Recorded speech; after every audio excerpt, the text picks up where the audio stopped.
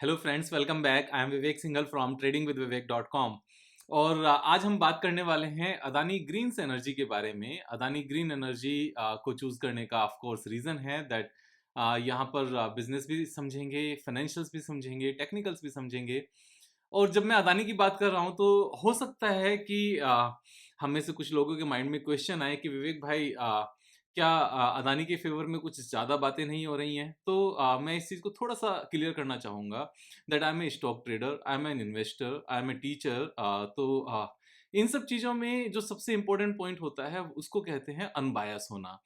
तो जब तक हम मार्केट में अनबायस नहीं होंगे तब तक हम एक ओपन और निष्पक्ष डिसीजन नहीं ले पाएँगे स्टॉक मार्केट में, और जब तक हम अनबायस्ड डिसीजन नहीं लेंगे तब तक हम मार्केट में पैसा कमा नहीं पाएँगे। तो यहाँ पर ये चीज़ बहुत इम्पोर्टेंट है कि जब भी हम स्टॉक मार्केट को एनालाइज़ करें वो एक अनबायस्ड होना चाहिए, यानी कि किसी के भी पक्ष में एज़ सच नहीं होना चाहिए, वो निष्पक्ष होना चाहिए। जितना भी स्टडी है, एनालिसिस है, and then only we can make money in the market. तो जब हम अदानी की बात करते हैं तो मैं आपको कुछ बताना चाहता हूँ कि अब से कुछ टाइम पहले मैंने वीडियो बनाई थी अदानी ग्रीन्स को लेकर, and this video was made 8 months back. अगर आप यहाँ पर डेट भी देखोगे जो नीचे नज़र आ रही है, this is 26 June 2022। And on this date अगर आप यहाँ पर, मैं इसको साइज़ और थोड़ा-सा बड़ा कर लेता हूँ, बड़ा करने से साइज़ ये चेंज नहीं होता। एनीवेज़ जो करंट प्राइस था उस टाइम पर वो 1858 था। अगर आप यहाँ पर देख पा रहे हो, current price was 1858 that time, और अभी जो करंट प्राइस है दैट इज़ 509। तो 1858 पर मैंने ये वीडियो बनाई थी और अभी 509 है। तो ये क्वेश्चन आएगा, विवेक भाई 1858 से यहाँ चला गया और आप फिर भी दोबारा से वीडियो बना रहे हो? यस, मैं दोबारा से इसलिए बना रहा हूँ क्योंकि जब 1858 प्राइस था तो उस टाइम पर मैंने क्या बोला था, this is a risky bet. अगर आप इसको ध्यान से देखोगे, Adani green stock is a risky bet. आप अगर यूट्यूब पर जाओगे और यूट्यूब पर जाकर अगर आप सर्च करते हो, इसको थोड़ा मैं साइज और बड़ा कर लेता हूँ, यहाँ पर सर्च करते हो अदानी ग्रीन एंड स्पेस विवेक सिंघल, तो आपको नजर आएगी कि मैंने क्या वीडियो बनाई थी। The video was Adani green stock a risky bet 8 months पहले। तो हमेशा उस टाइम पर जब 1858 स्टॉक था, और अगर हम इसको चार्ट पैटर्न पर देखने लगे कि 1858 जब स्टॉक प्राइस था, तब वो पीरियड क्या था जब उस टाइम पर ये लेवल था 1855 1858, और उसके बाद में थोड़ा सा ऊपर गया। तो जैसे ही इसने ऊपर जाना शुरू किया, बहुत सारे इस तरह से कमेंट्स अक्सर आते हैं, क्योंकि जनरली हम एक मिस्टेक करते हैं, स्टॉक प्राइस अगर ऊपर जा रहा है तो हमें लगता है कि स्टॉक अच्छा है, और अगर स्टॉक प्राइस नीचे जा रहा है तो हमें लगता है कि स्टॉक बेकार है। स्टॉक प्राइस ऊपर जाने से कंपनी को अच्छा मान लेते हैं और नीचे जाने से कंपनी को बेकार मान लेते हैं, जबकि ऐसा नहीं होना चाहिए। कंपनी के फंडामेंटल्स में अगर कुछ चेंज है या उसके फाइनेंशियल्स में कुछ चेंज है, देन ओनली कंपनी और पहले से बेटर या पहले से बेकार होती है। तो कंपनी को डिफरेंट रखना चाहिए और स्टॉक्स को डिफरेंट रखना चाहिए। स्टॉक डिफरेंट कैसे होता है? स्टॉक डिफरेंट का बड़ा सिंपल सा है कि एक ही सेम कंपनी, अगर स्टॉक प्राइस नीचे आता है तो वो अच्छी हो जाती है, अगर कंपनी के फंडामेंटल्स या बिजनेस में कोई भी चेंज नहीं होता, और अगर वो ऊपर जाती है तो वो बेकार हो जाती है, even though company same, company का बिजनेस सेम है, कंपनी का फाइनेंशियल सेम है। तो ये चीजें इस तरीके से काम करती है। उस टाइम पर इस तरह के क्वेश्चन मार्क्स आते हैं, विवेक भाई हम खरीद सकते थे, शायद नहीं खरीदी वीडियो देखने के बाद में। तो जब एक्चुअल रिजल्ट्स आए और उसके बाद में क्रैश हुआ, तो ऐसा नहीं है कि इससे पहले मैंने अदानी की 3-4 कंपनीज को लेकर इस तरह की बातें नहीं की। मैं पिछले 2 साल से सबको अलर्ट कर रहा हूँ कि अदानी ग्रुप में उस टाइम पर भी, जब से मैं वीडियो बना रहा हूँ, सिर्फ मैंने अदानी विलमार को अच्छा बताया, उसको लेकर वीडियो बनाई थी, उसको लेकर दोबारा से वीडियो बनानी बाकी है। अंबुजा सीमेंट को लेकर बनाई थी, जब उन्होंने उसको एक्वायर किया था, उसके बाद में रिजल्ट्स अच्छे आए थे, वो भी वीडियो बनानी बाकी है। और अदानी पोर्ट्स को लेकर मैं पॉजिटिव था। बाकी जितनी भी अदानी ग्रुप की कंपनीज थी, सब में, चाहे वो अदानी टोटल गैस है, अदानी एंटरप्राइजेज, अदानी ग्रीन्स और अदानी ट्रांसमिशन, इन सब को लेकर मैंने पहले से ही सबको अच्छे से अलर्ट किया था कि इन कंपनीज से दूर रहने की जरूरत है। नाउ अभी जब 1858 से प्राइस डाउन होकर 509 आ गया है, अब ये क्वेश्चन आता है कि विवेक भाई अभी क्या सिचुएशन है, अभी क्या करना चाहिए? तो इस पर्टिकुलर वीडियो में आप एक बहुत ही शानदार टेक्निकल एक पॉइंट आप सीखने वाले हो। मैं जब जब चार्ट को एनालाइज करेंगे तब मैं आपको बताऊंगा उस चीज को, क्योंकि उससे हमें पता चल जाता है कि टर्न अराउंड मीन्स यहाँ पर स्टॉक प्राइस रिवर्स कब हो रहा है। तो उस रिवर्स को यहाँ पर आइडेंटिफाई करने का एक छोटा सा तरीका है, खासतौर से इस तरह के माहौल में जब सेंटीमेंट्स और इमोशंस की वजह से स्टॉक प्राइस लगातार नीचे जाना शुरू हो जाए। तो सब उससे पहले अगर हम यहाँ पर पैरामीटर्स देखें, उस टाइम पर कंपनी का डेट इक्विटी रेशियो कितना था? 20.2 जब मैंने वीडियो बनाई थी। अभी इंप्रूव हो गया है और अभी कितना है? 7.7। वैसे तो 7.7 अपने आप में अभी भी बहुत ज्यादा है, but because all these debt are supported by the fixed assets, और ये फिक्स्ड एसेट्स कोई ऐसी एसेट्स नहीं है जो बेकार हो जाएं, तो इसलिए 7.7 में रिस्क हमारा काफी कम हो गया है। रिस्क अभी भी है लेकिन रिस्क काफी कम हो गया है। उसके बाद में अगर हम यहाँ पर बाकी चीज देखें, जो मार्केट कैपिटलाइजेशन थी 3 लाख करोड़ की, अभी वो 3 लाख करोड़ से कम होकर मार्केट कैपिटलाइजेशन हमारी 80,000 करोड़ हो गई है, ऑलमोस्ट 1/4 हो गया है। और जो 100 रुपए की चीज थी वो 25 की हो गई है, जबकि बिजनेस वहां से बेटर हुआ है, फाइनेंशियल्स वहां से बेटर हुए हैं, और बिजनेस की विजिबिलिटी पहले से और ज्यादा बेटर है, क्योंकि जैसे जैसे टाइम पास होता जाएगा जो CWIP में चीजें नजर आती हैं वो हमारी ऑपरेशनल होने लगेगी। कंपनी बिजनेस किस बिजनेस में है? Company is in renewable business, यानी कि solar power, wind power and hybrid solar parks. तो ये बिजनेस है, यानी कि जिसमें कोल यूज नहीं होता, जहां फोसिल फ्यूल यूज नहीं होता और इलेक्ट्रिसिटी जनरेट होती है, ये उस बिजनेस में है। अभी जो इनका पोर्टफोलियो साइज है इलेक्ट्रिसिटी का, दैट इज 20,000, यानी कि 20,000 मेगावाट, यानी कि 20 गीगावाट, और 20 गीगावाट में यहां पर बाइफर्केशन है। ऐसा नहीं है कि complete 20 gigawatt is the operational one. तो जो यहां पर नेट प्रॉफिट नजर आ रहा है आज की डेट में, अगर हम P&L स्टेटमेंट में जाने लगे, ट्रेलिंग 12 मंथ्स का जो 600 करोड़ रुपीस का नेट प्रॉफिट है, this is not from the 20 gigawatt, but this is from A small portion जो ऑपरेशनल है। ऑपरेशनल कितना है हम यहाँ पर देख सकते हैं, 4,800 megawatt, this is operational, 600 megawatt this is operational, and 2,350 megawatt this is ये हमारा, sorry, 390 megawatt this is operational. तो ये ऑपरेशनल है, this is operational, this is operational, यानी कि टोटल ऑपरेशनल कितना है? 4,800, 600 एंड 390। ये टोटल मिलाकर हमारा 6,000 मेगावाट भी नहीं होता। अंडर कंस्ट्रक्शन कितना है? यहाँ पर 10,000, 2,000 एंड 2,350, यानी कि कुल मिलाकर 14,000 अंडर कंस्ट्रक्शन है। 14,000 यानी कि 14 गीगावाट अंडर कंस्ट्रक्शन है, एंड यहां पर 6,000 ऑपरेशनल है। यानी कि जो ये प्रॉफिट नजर आ रहा है 600 करोड़ का, जो मैं आपको वापस से दिखाता हूं, 600 करोड़ का जो प्रॉफिट है, this is from the 6,000 megawatt.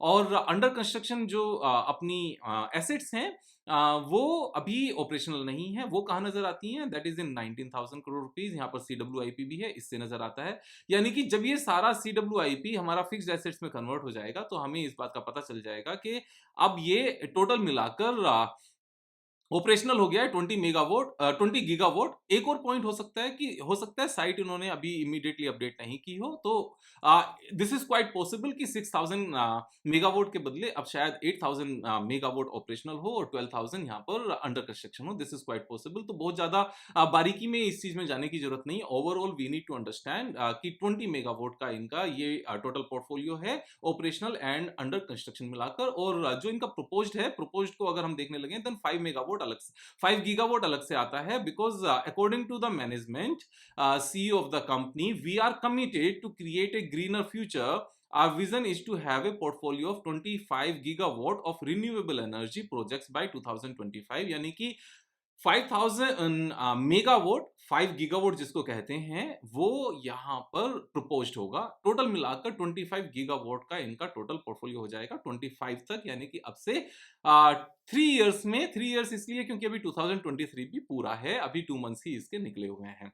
सो अब ये 25,000 मेगावाट होने से इंपैक्ट क्या आएगा, इस बात को अगर हम समझते हैं। अभी जो प्रॉफिट है दैट इज विद 6,000 मेगावाट, और 6,000 मेगावाट से जब 600 करोड़ का यहाँ पर नेट प्रॉफिट है, तो ऐसा नहीं है कि 6000 से 600 है तो 20,000 से यहाँ पर 2000 का प्रॉफिट आएगा। हमेशा प्रॉफिट उससे ज़्यादा स्पीड से बढ़ता है।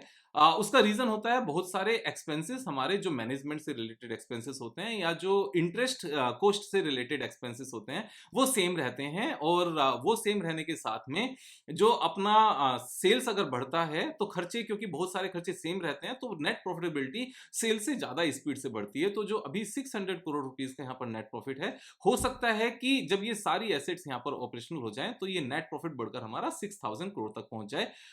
6000 करोड़, अब मैं किस बेस पर कह रहा हूँ, ये मेरा एक्सपीरियंस है।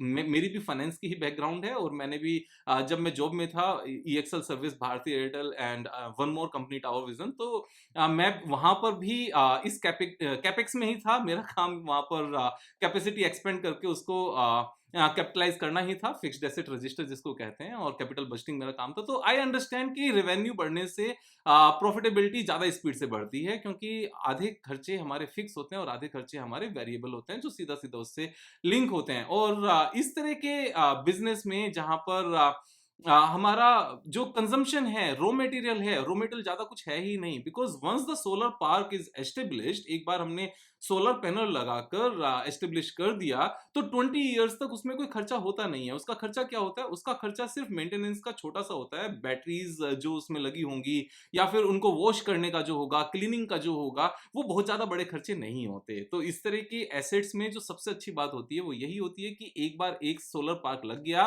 तो ये 25-30 इयर्स तक हमें रेवेन्यू देगा। और इसीलिए जो बैंक्स हैं, इस तरह के बिज़नेस में हाई लिवरेज देने को तैयार हो जाते हैं, क्योंकि उनको पता है कि यहाँ पर जो फेल होने के चांसेस हैं, वो ना के बराबर हैं। फेल होने के चांसेस ना के बराबर क्यों हैं? जैसे अगर हम पुरानी बात करें, रिलायंस पावर या जेपी पावर, इस बात को ध्यान से समझना, रिलायंस पावर या जेपी पावर वो फेल इसलिए हुए थे क्योंकि वहां पर रॉ मटेरियल उनको चाहिए था पावर जनरेट करने के लिए, जो कोल था, जिसको कोयला कहते हैं। अब अगर कोयला उनको नहीं मिल पाया टाइम से, तो इस चीज में उनको प्रॉब्लम हो गई और उनके जो पावर प्लांट थे वो रुक गए और वो ऑपरेशनल नहीं हो पाए। लेकिन यहाँ पर रॉ मटेरियल कुछ है ही नहीं, यहाँ पर रॉ मटेरियल जैसी कोई चीज ही नहीं है। ये सेल्फ सस्टेन्ड मॉडल है, यहाँ पर सप्लाई चेन से कोई फर्क ही नहीं पड़ता। कोयला का प्राइस कुछ भी हो जाए, इनको पावर जनरेशन से अब कोई नहीं रोक सकता। एक बार सोलर पार्क लग गया तो लग गया। This is the beauty of this green energy business. तो हमें सारी ही कंपनीज को सेम तरीके से नहीं देखना चाहिए, हमें स्पेसिफिक जाना चाहिए कि इस कंपनी में और बाकी पावर जनरेटिंग कंपनीज में डिफरेंस क्या है। तो यहाँ ये इन चीज़ों का सारा फ़र्क हो रहा है। अब इसीलिए 6000 करोड़ के आस-पास मेरे हिसाब से ये चीज़ पहुँच जाएगी, और अगर 6000 करोड़ पहुँचती है तो ये कंपनी बेसिकली पीई रेशियो रखेगी उस टाइम पर 13 के आस-पास का, जो अभी नज़र आ रहा है 128।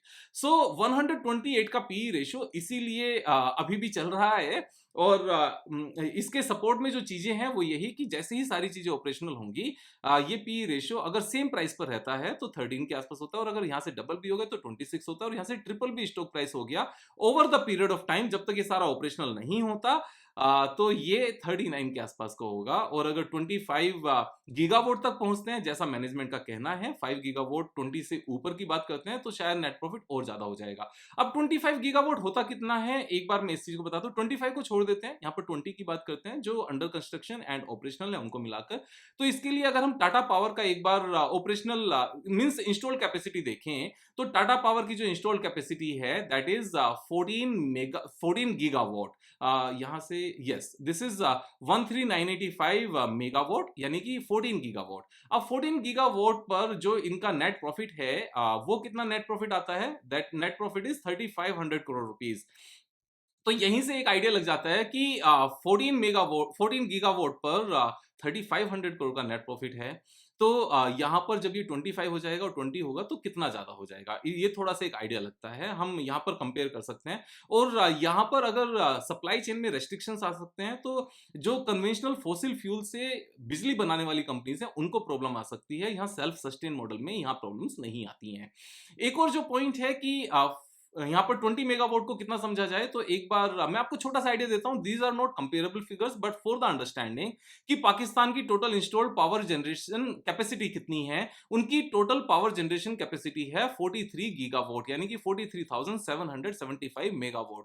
पूरी कंट्री की 43 गीगावाट यहाँ पर इंस्टॉल कैपेसिटी है एज पर द गूगल, और यहाँ पर अकेली इस कंपनी की 25 गीगावाट होने वाली है। और इस तरह की कितनी कंपनीज हैं वो हम समझ सकते हैं। तो ये इतना बड़ा नंबर होता है, मैं सिर्फ ये चीज समझाना चाह रहा था। और इनका जो पोर्टफोलियो पूरा फैला हुआ है वो सारे ही स्टेट मींस काफी स्टेट्स में है। ऐसा नहीं है कि एक ही स्टेट में दो या उससे ज्यादा प्रोजेक्ट हो या एक से ज्यादा प्रोजेक्ट हो। इन्होंने अच्छे से डाइवर्सिफाई किया हुआ है। So this is Punjab and Rajasthan, Gujarat, UP, MP और छत्तीसगढ़, उसके बाद में तेलंगाना, महाराष्ट्र, कर्नाटका, उसके बाद आंध्र प्रदेश एंड तमिलनाडु। तो ये वेल डाइवर्सिफाई करके इन्होंने रखा है। तो ये एक समझदारी होती है कि इनको over the period of time हमें इस बात को समझना है कि अगर एक पॉलिटिकल पार्टी के साथ थोड़ा सा टसल हो, कुछ भी बात हो जाए, अनबन हो जाए, तो ऐसा नहीं है कि पूरी कंपनी के ऊपर इंपैक्ट आ जाए। यहाँ पर इस बात का मैनेजमेंट ने अच्छे से ख्याल रखा है, क्योंकि इस तरह के एसेट्स को मूव नहीं किया जा सकता इमीडिएटली, क्योंकि जितनी भी जो कॉस्टिंग है वो बेसिकली इंस्टॉल करने की ही कॉस्टिंग है। रॉ मटेरियल की कॉस्टिंग बहुत ज्यादा नहीं है, क्योंकि जो लैंड है उसका प्राइस यहाँ पर होता है और जो इंस्टॉलेशन है उसका प्राइस यहाँ पर होता है। और जो यहाँ पर इक्विपमेंट्स हैं, बेसिकली इक्विपमेंट्स तो एक बार परचेज कर लिए 25 ईयर्स तक हैं। तो इस बात, ये बाइफर्केशंस हैं, इन बात को समझने की जरूरत है। इन बातों को समझने के लिए we need to go to the Google और उसमें सर्च करना है। यहाँ पर बहुत सारी जो मैनेजमेंट के सीईओज की वीडियोस हैं वो देखनी होती हैं। यहाँ पर बेसिकली यूट्यूब पर रील्स देखने से कुछ नहीं होता, जो नॉलेजेबल वीडियोस हैं वो सब देखने से यहाँ पर बात बनती है। इंस्टाग्राम जैसी चीजें अगर हम डिलीट ही कर दें तो ज्यादा बेटर है।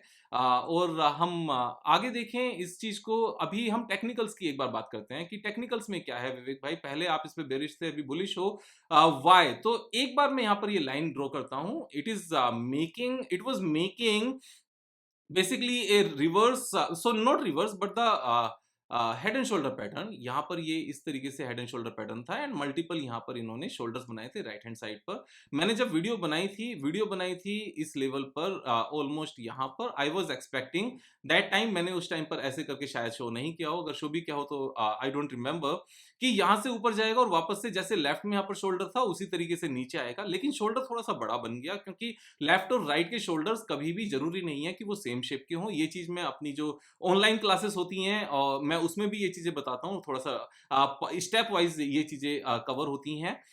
तो यहाँ पर जरूरी नहीं होता कि वो इतना ही जाए, बट आई वाज एक्सपेक्टिंग कि थोड़ा सा ऊपर जाएगा वहीं से नीचे आ जाएगा, लेकिन नीचे नहीं आया। इसने थोड़ा सा और ज्यादा टाइम लिया डिस्ट्रीब्यूशन में। जो ऑपरेटर उसको टाइम लगा होगा, उसके बाद में एक न्यूज आई, जो न्यूज बाई चांस कभी कुछ नहीं होता। तो मैं इस चीज को हमेशा कहता हूं कि every news is created and every news is well timed. तो यहां पर इस चीज को भी समझने की जरूरत है। अभी उसके बाद में जब ये नीचे आया, अब एक चीज मैं आपको बताता हूं, जो इसका टेक्निकल टारगेट बैठता था, टेक्निकल टारगेट यहाँ पर ऊपर से नीचे हमने पूरा कवर किया, और इसको कवर करने के बाद में हम नीचे लेकर आए, तो आप देखोगे कि एग्जैक्टली जो इसका टेक्निकल टारगेट था, अभी स्टॉक प्राइस ने आज से मींस यस्टरडे सेम लेवल के लो को टच किया, और सेम लेवल के लो को टच करने के बाद में वहां से ही इसने रिवर्स करना शुरू किया। जो बड़े साइज के reverse head and shoulder patterns होते हैं, उसमें टेक्निकल टारगेट काफी हद तक काम करता है। अब ये नहीं है कि कोई जादू नहीं है कि कोई बंदा पहले से तैयार करके बैठा होगा, ऐसा कुछ जरूरी नहीं है। Sometimes it's a coincidence, sometimes we call it the blessings, कि टेक्निकल टारगेट ने एग्जैक्टली काम किया। अब काम कर लिया तो कर लिया, अब इसमें अच्छी बात है। यहाँ पर अब यहाँ से रिवर्सल क्यों नजर आता है, तो एक तो टेक्निकल टारगेट अचीव हो चुका है, ये अच्छी बात है। उसके बाद में जो सबसे इंपॉर्टेंट पॉइंट है, मैं सारी चीजें यहाँ से एक बार हटा देता हूँ और यहाँ से वॉल्यूम भी एक बार हटा देता हूँ, जिससे ये चार्ट थोड़ा सा अच्छे से क्लियर हो जाए। तो अगर आप देखोगे, ध्यान से समझना इस बात को, this is the most important thing I am going to teach you today, कि यहां से लेकर जब इसका प्राइस 2185 था और अभी तक इस बीच में जितने भी फॉल्स हुए, एक भी दिन स्टॉक प्राइस ने पिछले दिन के हाई को तोड़कर ऊपर क्लोजिंग नहीं दी। आप ध्यान से समझना, एक बार भी, मैं अपना फोन बंद कर देता हूं एक बार, एक बार भी ऐसा नहीं हुआ कि स्टॉक प्राइस ने जो प्रीवियस डे का हाई था उससे ऊपर क्लोजिंग नहीं दी, एक बार भी। 2100 से लेकर 50 500 तक, मींस प्रीवियस डे का जो हाई था उसके ऊपर क्लोज होना, एक बार भी ऐसा नहीं हुआ। अब इस बात को ध्यान से देखो, आप ध्यान से समझो। यहां पर नीचे क्लोज हुआ, उसके बाद नीचे क्लोज हुआ, तो इसका हाई क्या था लास्ट डे का? ये उससे ऊपर क्लोज नहीं हुआ, then this is the high. इससे ऊपर क्लोज नहीं हुआ, यहां पर सेम हाई था, नेक्स्ट डे इससे ऊपर क्लोज नहीं हुआ, लोअर क्लोजिंग। आप आप देख रहे हो यहां पर जो नेक्स्ट डे की कैंडल है वो प्रीवियस डे की क्लोजिंग से नीचे है। लगातार अगर आप देखते जाओगे तो यहां पर इंट्राडे में ऊपर आया लेकिन क्लोजिंग नीचे ही हुई पिछले दिन के हाई से। आप इस बात को समझने की जरूरत है। लगातार यहां पर नॉन स्टॉप सो फार। अब यहां पर इसने टच किया लेकिन उससे ऊपर क्लोजिंग नहीं हुई। लगातार यहां पर चीजें नीचे हैं, अगर आप देखते जाओगे यहां भी नीचे नीचे क्लोजिंग हुई प्रीवियस डे के हाई से ऊपर। एक दिन भी स्टॉक प्राइस ने क्लोजिंग नहीं दी। ये सारे के सारे नीचे क्लोजिंग हैं, जो भी हाई बने हैं। यहां पर भी अगर आप देखोगे तो क्लोजिंग इससे नीचे ही जाकर हुई है, और यहां पर भी क्लोजिंग हुई है प्रीवियस डे से नीचे क्लोजिंग हुई है। तो यही चीज इंपॉर्टेंट है। काफी चीजें हमें सीखनी होती हैं कि विवेक भाई, now you are bullish and earlier you are bearish. तो पहले नीचे जाने के रीजंस थे, अभी ऊपर जाने के रीजंस हैं। लेकिन अगर आप देखोगे then yesterday, not today but yesterday, what was the high? High was 473 and the closing was higher. This was the first time. ऊपर से लेकर 2179 से लेकर जो इसने लोएस्ट लेवल बनाया 440, इस पूरे पीरियड में सिर्फ एक बार ऐसा हुआ, एंड दिस वाज यस्टरडे, कि जो हाई था उससे ऊपर यहां पर क्लोजिंग आई। और जैसे ही क्लोजिंग आई in the morning today, we had to buy यहां पर मॉर्निंग में। और मॉर्निंग में इसने खरीदने का मौका भी दिया। अगर आप देखोगे इस चीज को, मॉर्निंग में इसने खरीदने का हमें मौका भी दिया। मैं यहां पर दिखाता हूं। मॉर्निंग में यहां पर पूरे मींस जो फर्स्ट 1 मिनट की कैंडल थी, अगर आप इमीडिएटली बाय कर लोगे तो यहां पर नीचे आया था, और नीचे आने के बाद में ऊपर गया। उसके बाद में लगातार इसमें अपर सर्किट ही रहा, अपर सर्किट यहां से नहीं हटा। तो इस तरीके से आप यहां पर चीजों को सीख सकते हो, समझ सकते हो। लेकिन बिना सीखे यहाँ पर कुछ नहीं होगा। अब एक क्वेश्चन ये आता है, क्योंकि जनरली मैं कहता हूँ कि ट्विटर पर आप मुझे फॉलो कर सकते हो फॉर रेगुलर अपडेट्स। समटाइम्स मुझे भी ऐसा फील होता है कि विवेक, अगर आप जरूरत से ज्यादा अदानी स्टॉक्स को मैंने ये बाय किया, मैंने बाय किया, क्योंकि मैं काफी बार इन चीजों को बोलता हूँ, लेकिन बहुत बार ऐसा लगता है कि विवेक रहने दे यार। सीखने की यहाँ पर सबसे ज्यादा जरूरत है। यहाँ मेरे हिसाब से मुझे भी टिप्स देने की जरूरत नहीं है, और सामने वाले को भी टिप्स की जरूरत नहीं है। यहाँ पर सीखने की जरूरत है। इसीलिए इस पर्टिकुलर ट्रेड को मैंने यहाँ पर नहीं डाला। Otherwise I have bought a very good quantity of Adani greens today based on the same thing. यहाँ पर मैंने आपको रीजंस भी बताए, जो टेक्निकल रीजंस हैं, और सारी चीजें आपको यहाँ पर शेयर की हैं, डिस्कस की हैं। तो अब इस बात से आपको सिर्फ मेरा कहना एक ही है कि सीखते रहने की जरूरत है। द सेम स्टॉक, जिस स्टॉक को हम बेरिश थे जब वो 1800 का प्राइस था, उसी स्टॉक पर मैं अभी बुलिश हूं जब प्राइस यहां पर 500 है। तो यहां पर स्टॉक बहुत अच्छा बेकार नहीं होता। यहां पर स्टॉक के प्राइस के कंपैरिजन में रिलेटिवली जब हम चीजों को यहां पर डिस्कस करते हैं, तभी कोई स्टॉक अच्छा होता है, तभी कोई स्टॉक बेकार होता है। क्योंकि बेकार से बेकार अगर एरिया में लैंड है, उसका भी कुछ तो प्राइस होगा, और अगर उसका जो जनरल प्राइस होगा उससे हाफ पर अगर चीजें मिल जाएं, तो यहां पर ये अच्छी बात है। अब इसका टेक्निकल टारगेट क्या नजर आता है, एक बार अगर हम यहां तक भी बात करें, तो जो इसका पहले सपोर्ट था, जो सपोर्ट टूटी बेसिकली, जो इसका हेड एंड शोल्डर पैटर्न था, मैं वहीं तक इस स्टॉक पर बुलिश हूं। यहां से लेकर और इस टारगेट तक this money is going to be 3.5 times, 242% का यहां पर गेन है, जो यहां पर सीधा सीधा नजर आता है। 2.5 गुना गेन, और अमाउंट हमारी कितनी हो जाएगी? अमाउंट हमारी 3.5 टाइम्स हो जाएगी। यानी कि जो 5 लाख यहां पर लगे होंगे वो 17.5 लाख हो जाएंगे। अब यहां से इतना प्रॉफिट आने में, मूवमेंट आने में, अपने पैसे को 3.5 टाइम्स करने में, मैं कहता हूं अगर 3.5 ईयर्स भी हो गए, तो भी 3.5 ईयर्स में 3.5 टाइम्स पैसा होना is not at all a bad deal. This is a great deal, क्योंकि इस प्रॉफिट पर वी नीड टू पे ओनली 10% गेन। मेरे हिसाब से 3.5 साल लगेंगे नहीं, क्योंकि यहां पर अदानी साहब को भी अपनी रेस्पेक्ट वापस से रिस्टोर करनी है, और वो भी उन सब चीजों को ध्यान रख रहे होंगे कि वो कौन से लूप होल्स रह गए कि इतनी टाइट यहां पर पब्लिक होल्डिंग होने के बाद भी, which is a very small public holding, उसके बाद भी स्टॉक प्राइस नीचे आ गए। वो कौन से बॉन्ड्स थे, उनसे कैसे निकला जाए, उनको कैसे प्रीपे किया जाए, कैसे यहां पर संभाला जाए, जिससे शेर वापस से दहाड़ सके और बता सके कि जंगल का शेर मैं ही हूं। यहाँ पर काफ़ी चीज़ें समझने की हैं, यहाँ पर पॉलिटिक्स भी समझने की ज़रूरत है, यहाँ पर ह्यूमन माइंड भी समझने की ज़रूरत है, यहाँ पर रिच लोगों की पावर भी समझने की ज़रूरत है, यहाँ पर लूप होल्स भी समझने की ज़रूरत है और अपना पैसा बनाना है तो निष्पक्ष डिसीजन लेने की ज़रूरत है। It is not about to favour Adani, it is only about to favour our own trading account. यहाँ पर किसी और के फेवर की बात नहीं चल रही, यहाँ पर सिर्फ अपने अकाउंट्स में नॉलेज के बेस पर, टेक्निकल स्किल्स के बेस पर पैसा कमाने की बात चल रही है। यहाँ पर सीखते रहिए, कल फिर मिलेंगे एक नई वीडियो के साथ। तब तक शेयर करना दोस्तों के साथ सो दैट वो भी लर्न कर सकें। सब्सक्राइब करना, लाइक करना, कमेंट करना। कल फिर मिलेंगे एक नई वीडियो के साथ, तब तक जय हिंद।